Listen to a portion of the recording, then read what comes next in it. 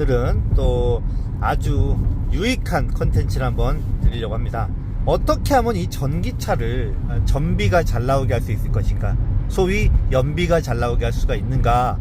아니, 똑같은 차인데 어떤 사람은 막 전비가 이만큼 나온다는데 나는 도저히 그만큼이 나오지가 않아요. 이 친환경차, 그러니까 전기차, 하이브리드 이런 차들은 운전자의 습관에 따라서 연비가 엄청나게 차이가 나요.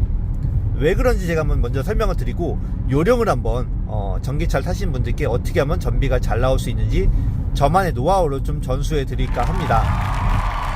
전기차 같은 경우는 내연기관차와 달라요. 전력이 배터리에서 모터로 전달이 되고, 모터가 이제 회전을 해서 가는 건데, 모터의 회전수는 엄청나게 고속까지 올라갈 수가 있는 거예요. 내연기관 같은 경우에는 엔진의 회전수가 제약이 있어요. 디젤 같은 경우에는 스트로크가 길다 보니까 회전수가 한 4천, 5천 밖에 안 가는 거고, 가솔린 같은 경우에도 이제 7, 8천 이상 넘어가게 되면 엔진이 이제 견디지 못하죠. 근데 모터 같은 경우에는 그냥 10,000 이상 그냥 가뿐히 올라간단 말이에요. 그리고 내연기관 차에는 필수로 달려있는 그 토크 컨버터, 그게 없어요. 소위 반클러치 역할을 해주는 게 토크 컨버터의 역할인데, 모터 같은 경우에는 그냥 메커니즘 자체가 토크 컨버터 기능이 그냥 기본적으로 들어가 있어요. 전기차 같은 경우에는 가속을 딱 해요. 페달을 좀 깊숙이 밟았어요. 그러면은 전기는 그 밟은 만큼 모터에 가해져요. 그럼 가해지면은 그 모터가 그 가해진 만큼의 회전수까지 도달할 때까지 시간이 매우 짧긴 하지만 구간이 있어요. 전력은 가해졌지만 그 전력만큼의 회전수가 올라오기까지가, 모터의 회전수가 올라오기까지의 딜레이가 있다는 얘기죠. 그 딜레이만큼이 손실이에요. 그러니까 내가 예를 들어서 차츰차츰 서서히, 급가속이 아니라 천천히 속도계가 올라가는 게 79, 80, 81, 82 이런 식으로 천천히 올라가게 되면은 내가 전력 가해지는 것만큼 모터 회전수가 즉각 움직여줘요. 근데 내가 악셀을 깊숙이 밟아서 전기는 엄청나게 공급이 돼요. 그치만 회전수가 미처 못 따라올 때 어떤 현상이 생기냐면은 모터에서 윙한 소리가 들려요. 그 윙한 소리가 바로 그 부하가 걸리는 소리예요. 그 부하가 걸린다는 얘기는 그만큼 손실이 발생한다는 얘기입니다. 그래서 급가속 한번 하게 되면은 똑같이 100km까지 도달했지만 만약에 짧은 시간에 도달하려고 그런다, 그 사이에 천천히 가속한 거에 비해서 어마어마한 전기 손실이 있는 겁니다. 그리고 한번 그렇게 크게 손실이 있고 나면은 워낙 그 사이에 투입된 전기의 양이 크기 때문에 아무리 그 다음부터 전비 운전을 하더라도 회복이 안 돼요. 평균 전비가. 그럼 내연기관차랑 비슷해요. 급가속 한두 번에 엄청난 손실이 있는 겁니다. 결론은 급가속 하지 마라 이거예요. 전기차도 급가속하게 됐을 때 손실이 어마어마하게 크다. 내가 정말 천천히 가속만 해줘도 그로 인해서 손실되는 전기가 엄청나게 아껴질 수가 있다. 워낙 전기차가 토크가 좋고 밟는 대로 쭉쭉 나가주니까 재밌으니까 사람들이 밟아요. 그런데 일반 내연기관차 살살 탈 때처럼 천천히 타주면 전기차 전비 엄청나게 잘 나와요. 일단은 첫 번째 그렇고, 두 번째는 회생제동이에요.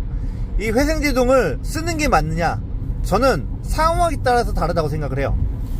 저는 고속주행을 할 때 이렇게 내가 전비운전으로 한 100km 정도로 2차로에서 다른 차들 속도에 거스르지 않는 선 안에서 제가 주행을 할 때에는 무조건 회생제동을 0단계 또는 1단계로 놔둬요.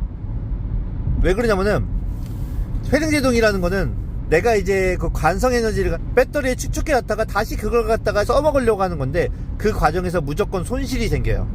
내가 악셀레이터 떼면은 회생제동이 걸리면서 브레이크가 딱 잡힌단 말이죠. 속도가 줄었잖아요. 그럼 난 다시 가속할 때 엄청난 전기를 소모하는 거예요.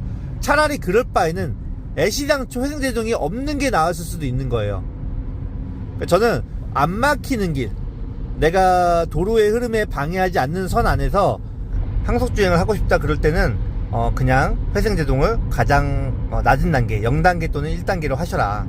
그리고 반대로 시내에서는 또 얘기가 틀려요. 왜냐면은 시내는 우리가 가다가 보면 설 일이 많아요. 신호, 그죠? 막힌 정체 이런 것 때문에, 물론 내가 왜 저래 저 차, 내가 원하든 원하지 않든 무조건 멈출 수밖에 없는 상황이 많은 거죠.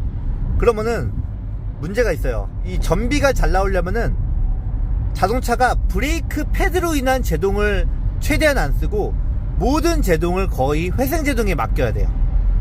그래야지만 그 손실 없이 모든 운동 에너지를 갖다가 배터리에 축적해 놓을 수가 있어요. 그런데 내가 발로 브레이크를 멈추게 되면은 물론 살살살 브레이크를 미리미리 밟는다고 한다면은, 도로 흐름을 잘 읽는 사람이라고 한다면, 발컨을 잘하는 사람이라고 한다면은 내가 브레이크를 밟아도 차가 알아서 회생제동으로만 멈춰줘요, 대부분은.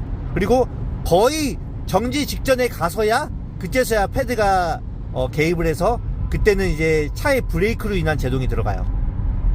아, 저 앞에 차 너무 불안해가지고 저 제껴야겠어요. 저거 너무 삐뚤빼뚤한데요. 어우, 위험하다 저거. 아까부터 계속 저 술 취한 것 마냥 제낄게요.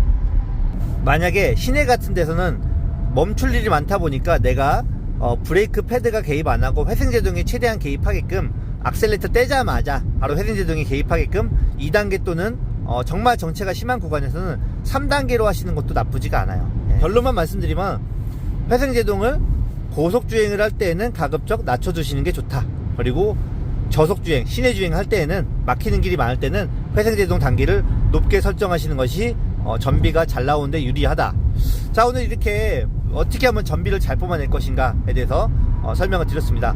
물론 제가 누누이 말씀드리지만, 전기차라는 차량 특성 자체가 미션이 없다 보니까 오히려 저속에서는 더 전비가 잘 나와요. 공기저항으로 인한 손실이 없다 보니까. 대부분의 자동차는 이제 고속으로 올라가게 되면 공기저항이 엄청나게 심하거든요. 경제 속도로 운전하시는 게 일단은 가장 최우선입니다.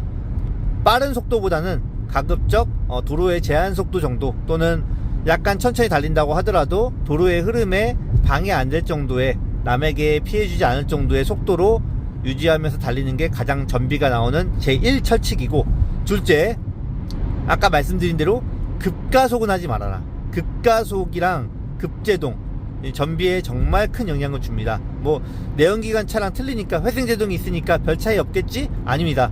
급가속 한 번에 엄청나게 많은 전기가 소모가 됩니다. 급가속이라고 하는 거의 기준은, 내가 가속을 할 때 앞에서 모터에서 부하가 걸린 소리가 나면은 그거는 급가속이란 얘기예요. 그리고 브레이크도 좀 세게 밟게 되면은 회생제동이 아니라 브레이크 패드가 개입을 해서 멈추기 때문에 그만큼의 에너지를 그냥 갖다 버리는 겁니다.